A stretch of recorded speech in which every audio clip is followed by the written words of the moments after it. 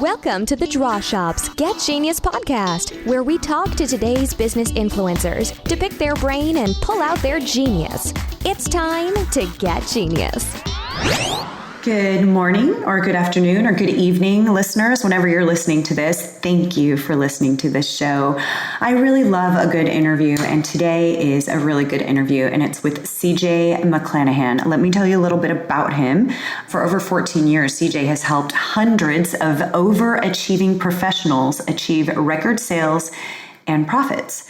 But more importantly, he's taught them how to find more joy and satisfaction in all of their hard work. So you that's listening, do you relate to not always being satisfied or having that feeling like, oh, I'm doing so great and now I'm just going to sit here and chill and enjoy that? Or are you ready to move on to the next thing? Have you achieved one goal and like the moment you have achieved that, you're ready to do the next? Have you succeeded in one area, but it's not enough? You got to keep going. Not that there's anything wrong with that, but are you really finding joy and satisfaction in that? We're talking all about that today. A little background on CJ, because we don't really cover much of it at all because I just had to pick his brain on a bunch of different things. So I'll tell you here. His professional career began at Arthur Andersen, where he helped large corporations re-engineer their business processes. And in his next executive role, he was responsible for managing operations, finance, and IT. Then his last corporate position provided him with the opportunity to manage a sales team in the software industry. So obviously he's dealing with a lot of people in sales, and most of those people that are in those positions are overachievers, right? They make a goal, they're ready for the next. So it was in 2003 that he ventured out on his own and started an executive coaching firm. And since then, he's coached over 350 companies and thousands of professionals. After only a few years, he noticed that no matter how much success these professionals achieved, very few ever seemed to truly enjoy the journey. Do you relate to that at all? It's okay. Be honest with yourself. And if you do relate to that, this interview is going to be super helpful for you. Like he talks about, it didn't matter if they were exploding with success, if they doubled their income, if they just became CEO, nothing ever seemed to be enough. And so CJ started to work with these people, and he dramatically helped them. He has a book called The Overachiever's Dilemma, which lays out a proven strategy to help overachievers get more satisfaction and joy in their lives while still achieving all of their professional goals. This led him to start the 2-Rule Foundation, and I'm not going to tell you what that is. I'm going to let you listen out for that on the interview. We also talk about my favorite topics: productivity, time management, how to get rid of those distractions. You know, when you're like, I've got to have this day where I'm super productive. These are the things that I must get done. And somehow you allow yourself to get distracted with text messages from friends, from coworkers, social media. There's just something pulling your attention away. He gives us a pretty interesting statistic about how long it actually takes you to get back and submerged into what you were actually working on. So those distractions are quite disruptive to your productivity. So lots of great takeaways here. We'll have his website, access to his books, all things CJ. Listen out for all of that. Check it out in our blog post and enjoy the interview. Hello, CJ. Welcome to the show. Hey, how are you doing today? I'm doing really good. It's a beautiful day here in San Diego. It's sunny. We're approaching summer. I'm loving it. It is sunny where I am as well. I have a big giant window I look out on this bunch of trees in my office. And when it's green and sunny, I'm in a much better mood. No doubt about it. Right? I know. I'm that way too. It's like I like the coziness of rain and winter, but only for a short period of time. Then I'm like, bring back the sunshine. Yes, ma'am. No doubt about it. Oh, yeah. I'm really excited to be talking to you today. You're going to hit on a lot of things that are super important for us entrepreneurs.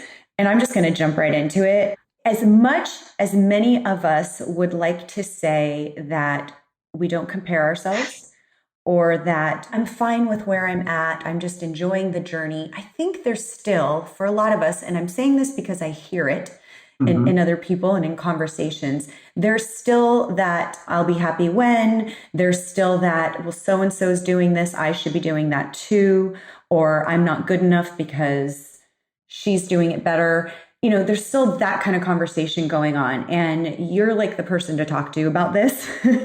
And I'm just hoping to get a different, like a perspective on that. Is this normal? If so, how do we shift it? Is it hurting us? Is it benefiting us? Like, I just have all those questions. So it's just you, unfortunately for I you. So. It's I have no idea. No, yeah, I've been coaching and training executives for 15 years, and we are all wired as overachievers, as entrepreneurs running businesses, to wake up every day and to set a big goal and then to go attack it. And as soon as we attack it and as soon as we achieve it, our brain, we're wired to say, what's next? Mm-hmm. Now, when you think to yourself, what's the next thing is, you look around and you say, okay, what are other people achieving? And then you find that person who's done a little bit more than you, and then you go and achieve what they have. Then you find that next person. And so we're in this never-ending competition to make ourselves feel like we're the best, because as overachieving entrepreneurs, we're wired to want to be better than everyone else. It's in our DNA. There's that instant feeling of, yes, I accomplished that. But like you said, then there's the what next. And it's almost like this, It's like a drug. So in the beginning, winning and achieving your goal, whatever that goal is really good, and the high lasts for a long time. Well, then you need bigger and badder goals, and the high lasts for shorter periods of time.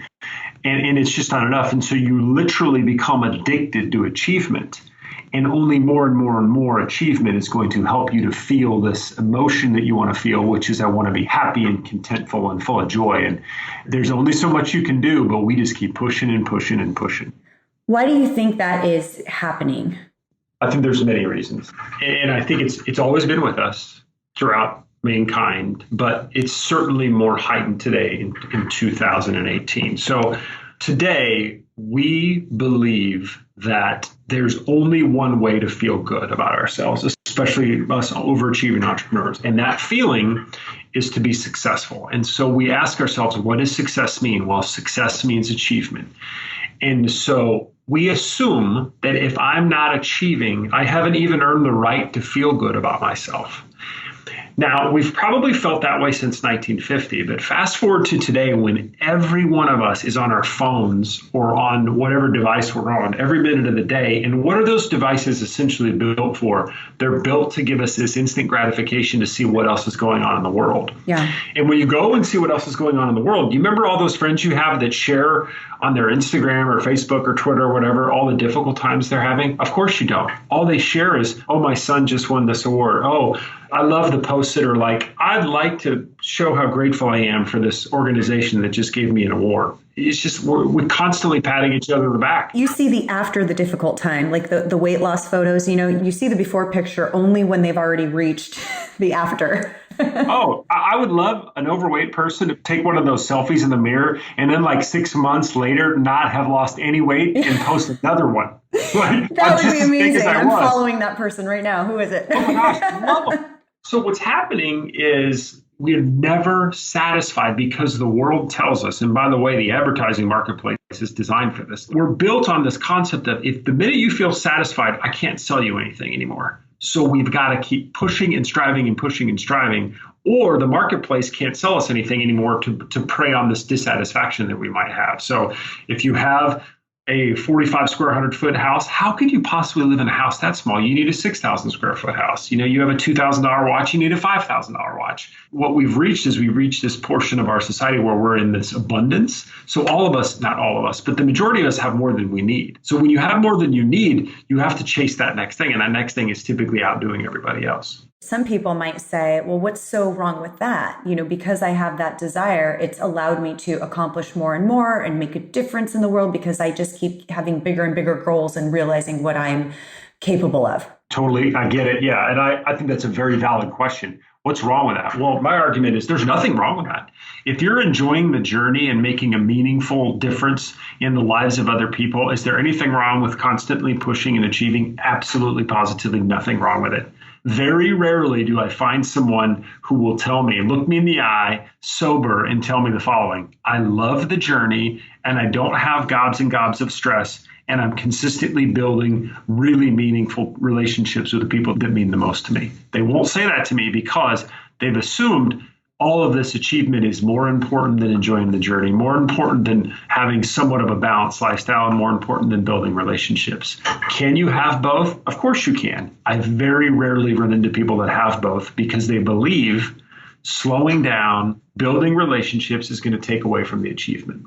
So you've worked one-on-one with these type professionals and entrepreneurs in experiencing more joy and satisfaction from the achievements that they've made. How do you do that? It starts with redefining success. I define success as the extent to which I utilize my unique abilities, build meaningful relationships, and enjoy the journey. And once you begin to say to yourself and internalize this concept of, oh, I'm waking up every day and doing something I enjoy, and I'm building relationships with people I love, I'm somewhat enjoying the journey. That's success, instead of success is the amount of money I make, my job promotion, the amount of stuff that I have. Once you subtly make that shift, you can then begin to really get more joy and satisfaction out of your life. And, the question too is, are they still achieving more? Or is it, okay, well, now I feel this joy and satisfaction where I'm at. So I'm not, I'm playing devil's advocate here. No, as well you should. The question you're asking me is, well, wait a minute, CJ, so I'm going to settle? You want me to just settle? I get it. And that's a very common question is, why would I just settle? I feel it's almost like I'm giving up and I'm being lazy so I can slow down and enjoy all this joy and satisfaction. I would argue persuasively, I think, you can do both. I can grow my career. I can continually achieve a lot, but I am going to first ensure that I'm building meaningful relationships. I'm doing what it is that I love to do, and I'm enjoying the journey. You can do both and. It doesn't have to be an either or. That's a common misconception. So when I tell people you have to redefine success, instantly they think I have to sell my house, quit my job, and join the Peace Corps. No, that's not it at all. Why not continue having financial success? It's the right thing to do. At my core, I'm a capitalist. I love the challenge of business. I love helping businesses grow. Can I do that and also enjoy the journey significantly more? Of course I can. It's a very conscious, intentional choice you have to work on. Are you finding that people that hit these feelings that they maybe haven't felt before, especially so consistently, that they're inspired to give back more? I believe so. Someone will say, well, what does enjoying the journey mean? How do you enjoy the journey? I've done quite a bit of research on this, mostly because, and I tell folks this, all of this interview I'm doing with you, my books, my coaching, it's all therapy for me, trying to work out issues I've got. So I'm just on a couch all day long. And what I've realized is that in order to feel good about enjoying the journey, you have to live by two fundamental rules.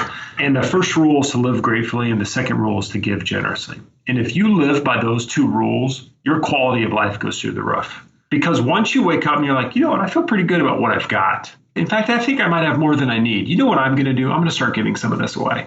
And the data is unbelievably quantifiably crystal clear.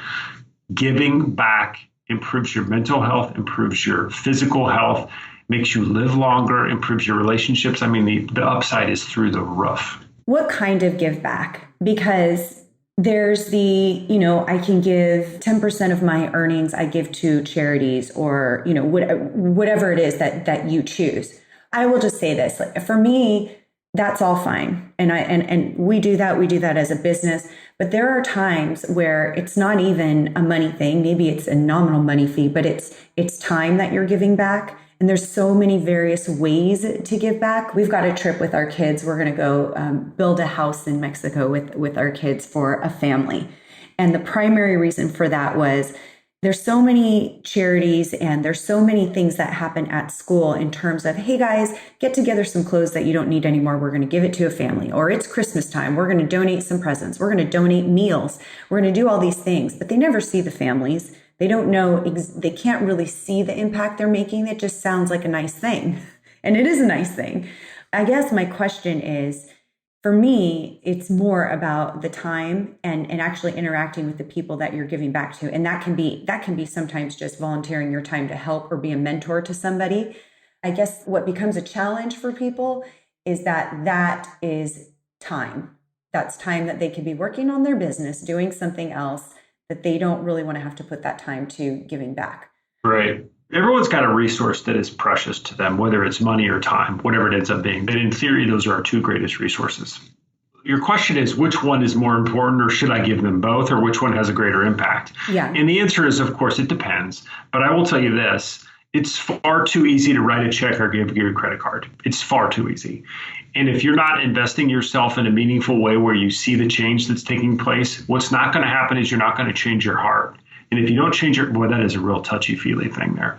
But if you don't change your heart, you're not going to change your habits. If you don't change your habits, then what you're going to be is you're going to be the person who does the ice bucket challenge and gives away $50. And as soon as you're done patting yourself on the back, you're going to realize you're going to go back to the exact same way you used to live.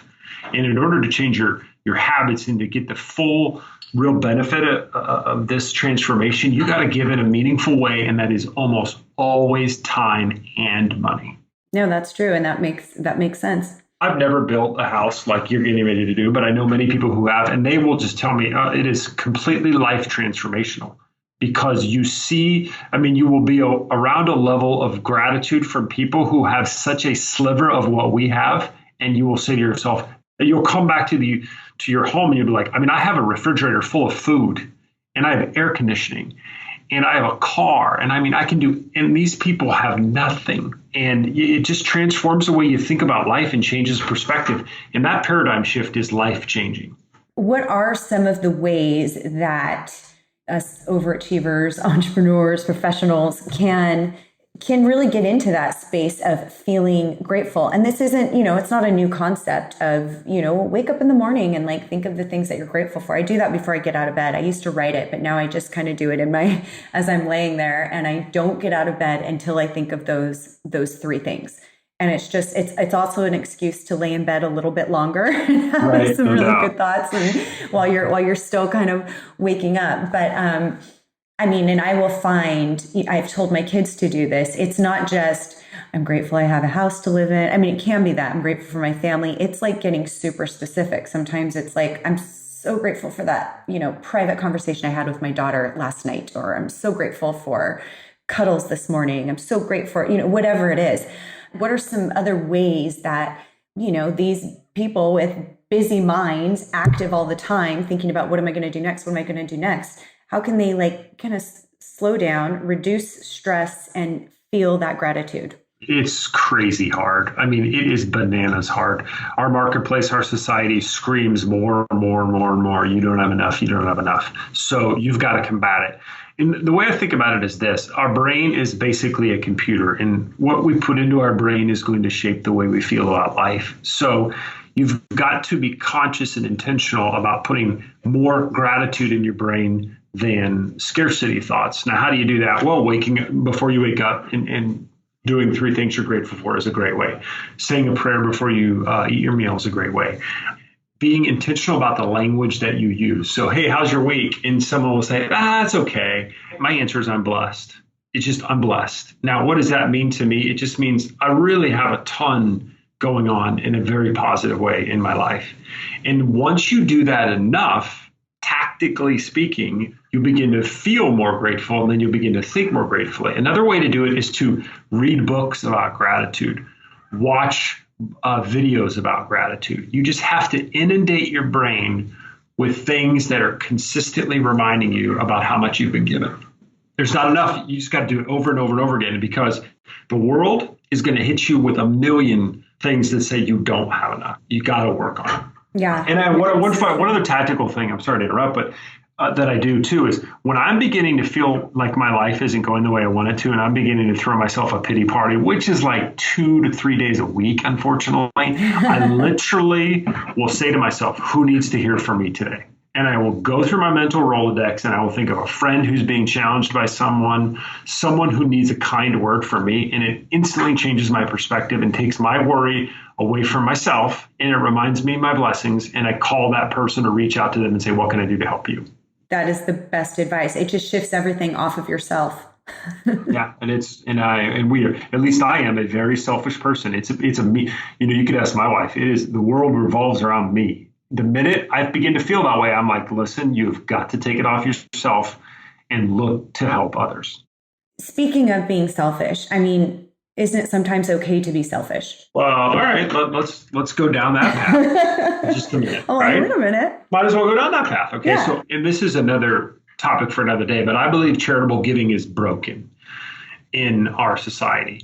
And I actually believe the way to raise more money is to be more selfish. And here's where I'm going with this. If I didn't feel good when I gave, I wouldn't do it.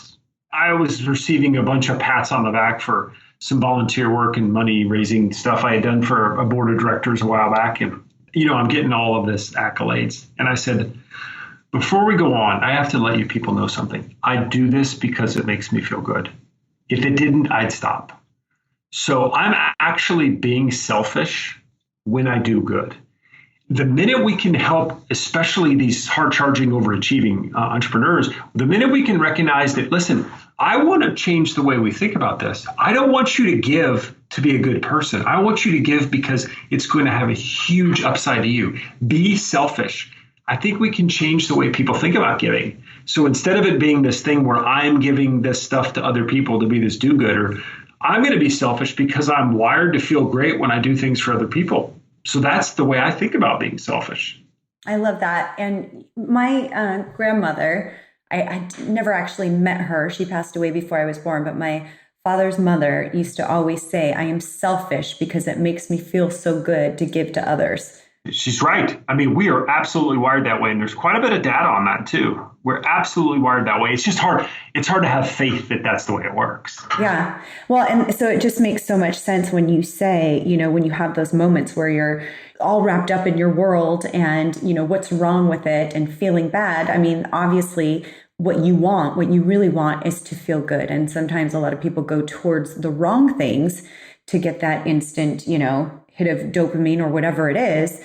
And really, it feels so good to go and give back because, selfishly, you're like, wow, I just made somebody else feel better. And that feels like better than anything. Yeah. So you're going to Mexico to build a house. Now, when you go, whether it's a day or 2 or 3 or 5 or whatever it ends up being, that is time where you could go on a different type of vacation to a resort somewhere or something like that. And part of you and part of your brain is saying, wait a minute, I'm going to go and be dusty and dirty and work versus a vacation where I can enjoy it myself and I can be pampered. But what will happen is you will come back from this break and go, I enjoyed that more than any vacation.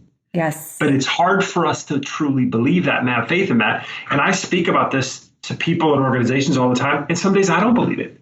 Some days I don't think, well, wait a minute, I've got this extra money. I'm going to give it to someone in need. But that's not allowing me to buy something I think, and I'm air quoting this, I think is going to make me happier. Right. It's a faith that I work on a day-to-day basis because it's tricky. I don't know if you know this about me, but I love time management. Productivity is like, I thrive on that. So I'm always wanting to learn, what are better ways for me to manage my time, be more productive.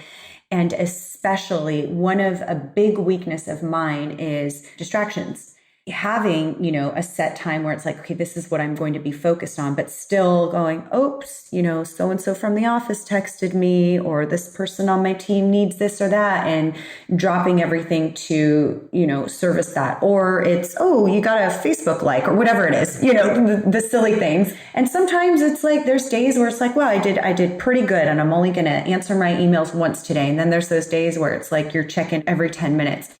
So I'd love to hear your advice on the distractions and also, tips on time management and productivity. 2 or 3 quick thoughts. The first thought is before you can manage time more effectively, you have to have a shift in your perspective and your paradigm. And the shift is this. You are never getting it all done. Never. You'll never get caught up. You're never going to drive home and be like, man, I'm glad the day ended. I'm caught up. You're never going to put your head on the pillow on a Sunday night and look at your spouse and say, you know what, honey, I'm glad Sunday ended because all the house projects are done. It will never, ever happen. Can you and I agree on that? You know what? That is such a relief to hear you say that because there's such guilt with not getting it done. Insanity. And what's interesting is the minute you take that deep breath and you're like, oh, that's right, I'm not getting caught up. Then all of a sudden your brain goes to what must be done. Because if everything is important, nothing's important. So now that I realize today is going to end and only 10 out of my 40 things are going to be done, which 30 aren't important? So that's the first key. Because until you understand that paradigm shift, you're not going to truly prioritize. You're going to think the way to get more done is to work harder and faster. Right. If it were 1950 and you're that Lucille Ball character trying to make the chocolates real fast, I mean, maybe that works. 2018, outworking people is not work. It does not compute anymore. So first key is to just shift the paradigm. Second key is to recognize that the brain must focus. There's quite a bit of data out here that says when you are working on something that requires concentration and you're distracted even for 2 seconds, it takes your brain between 7 and 21 minutes to get back to the same level of concentration. You know that to be true because you've worked late at night or early in the morning when no one's around and you're just like, oh my gosh, I can't believe how much I just got done. Well, there's a reason for that. No one's bugging you. Now, what we've been convinced by our modern society in open office floor plans that we should be collaborating with everyone we know every single second of the day because we can, right? Because technology allows us to be using Slack and all of these other tools where we need to be communicating. And we've convinced ourselves the more accessible I am to the world, to information, to people, the more I'm going to get done in my job. And the truth is that's completely wrong because professionals, entrepreneurs, we have to find time to focus. And the only way to find time to focus is to reduce distractions. There's 3 distractions to reduce. One is people. So if you're in an office and you got that guy who wants to tell you how good his kids are at soccer or basketball or football and he wanders around the office all day telling stories, you got to avoid that person.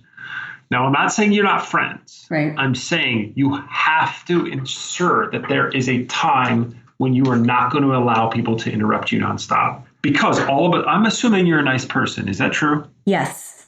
Okay, so you're a nice person. I'm a nice person.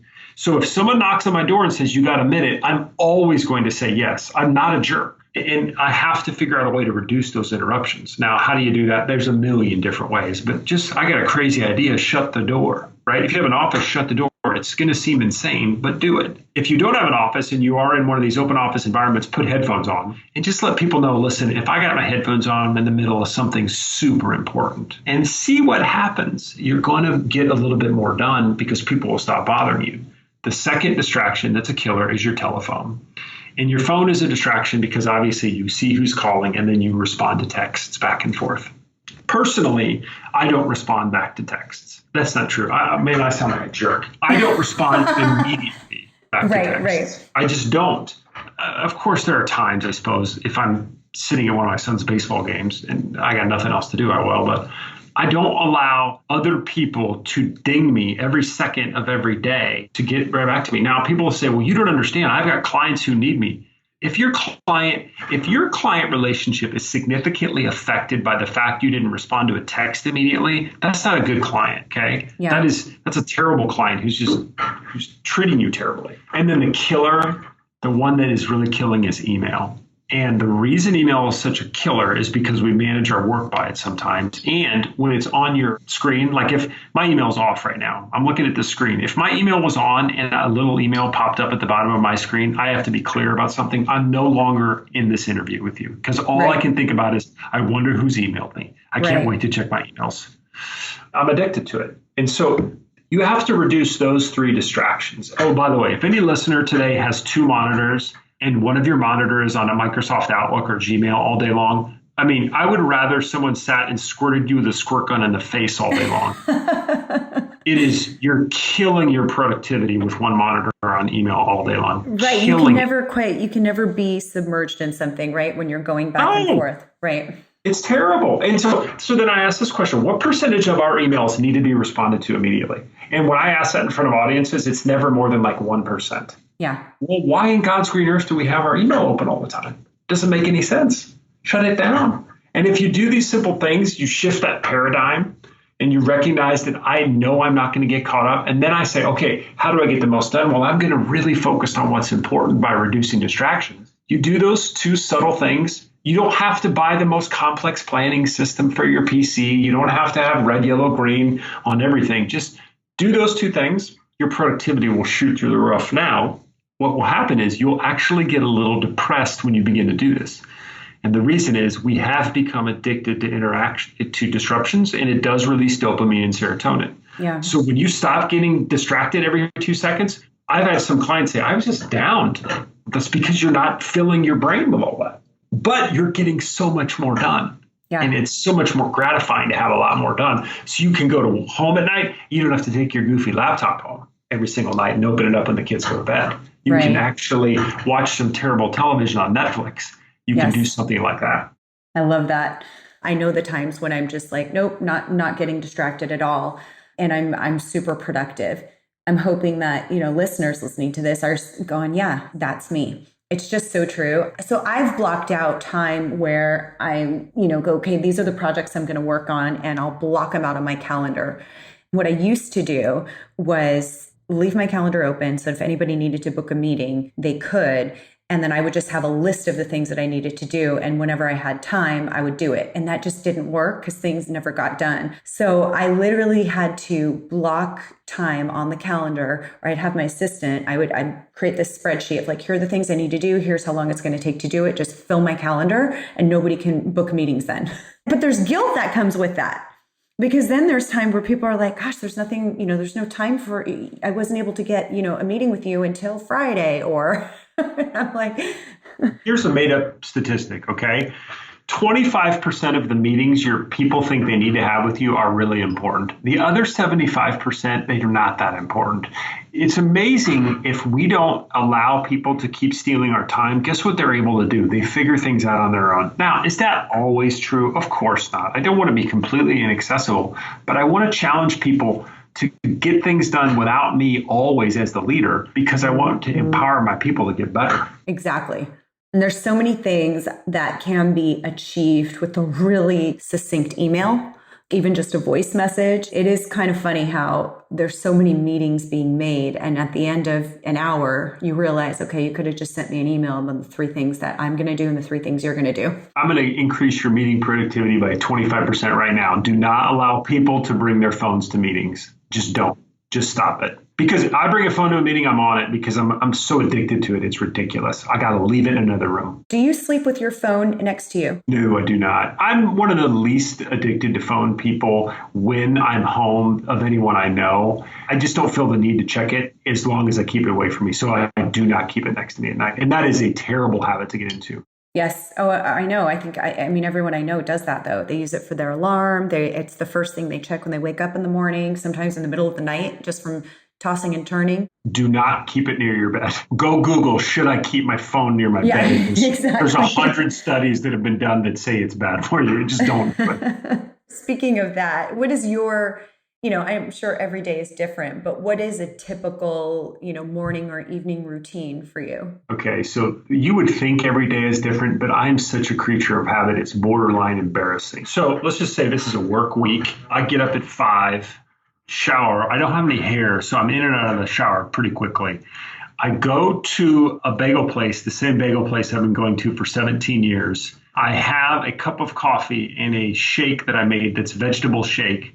I then go to the office, pray, meditate, check my email, and then by 8 a.m., I'm ready to hit the day running. And I've been doing that, forever. And it's a little boring, I get it, but I'm very disciplined, and it lets my day start effectively each day. Now, nighttime, what's my nighttime routine? Well, I got 2 kids, so my nighttime routine involves children quite a bit.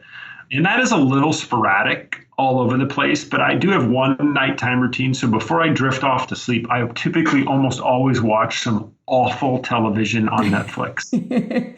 Nice. And I want your listeners to write down, do not watch awful television on Netflix. That is not a habit I'm proud of. But I do it. I just do it. It's funny you're saying that, because I remember studies used to say, don't watch TV before you go to bed or things like that. But I took my son and daughter recently to hear an author, pretty well-known author, who writes all about social media, kids being on social media, and, what's the proper age to have social media, what kind of things should they be doing with devices, when devices are good, when they're dangerous, that type of thing. And one thing that she said was, a lot of us, what we don't do anymore is just watch TV and let our minds just drift, where we're not having to engage. We're just letting it just kind of, decompress. And I thought, wow, that's so true. So many of us need that just to decompress and not have to think about other things. But so many of us are still on the phone getting this, the arm cramp because we're holding the phone so long at that weird angle. And we're either engaged in texting, we're engaged in a game that we're playing, or engaged on social media and liking or posting or whatever it is. So your brain is still, active. I think it's awesome because I love just watching some good drama. Yeah. Oh, yeah. And I don't get it why people watch reality TV. The last thing I want is reality when I'm watching TV. Exactly. I want as stupid as humanly possible. Oh, yeah. Give me a good episode of Billions or The Affair. I love just a good meaty show like that where I'm just like, oh, this is so good. And now I can go to sleep. Yes. Amen. Yes. I love it. Amen. This has been so much fun. I would love to send our listeners to get more information about you. I know you have books.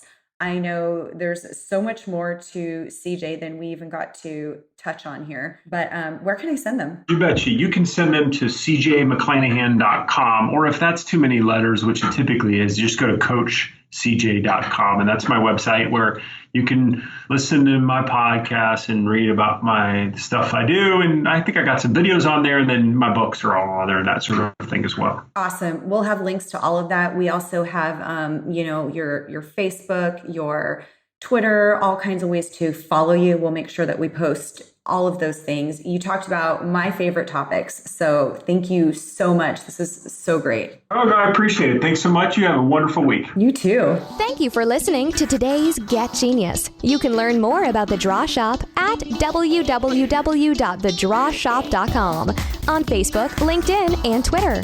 Your home for kick-butt custom whiteboard marketing videos.